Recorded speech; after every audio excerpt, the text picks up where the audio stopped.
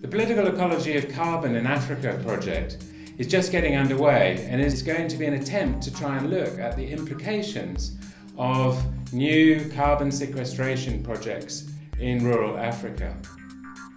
These projects attempt to capture carbon, value carbon, and create protection of forests from degradation under international carbon markets.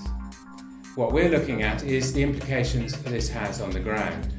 As landscapes become revalued and authority structures become restructured as a result, implications for livelihoods and governance at the local level shift, and our research will attempt to try and understand these at the local level.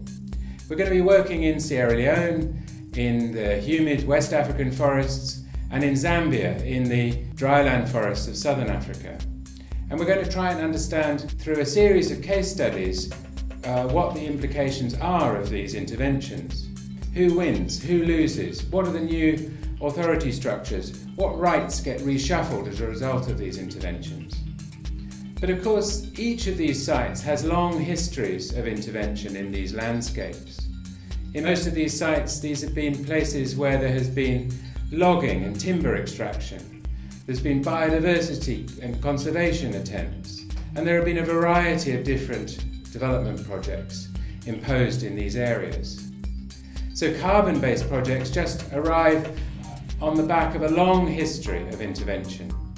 And our aim is to try and understand how this layered history of politics, of ecologies, governance has an influence on livelihoods and people's futures. And we hope this will have an impact on the bigger debate about how we address globally the major challenge of climate change through these type of mechanisms.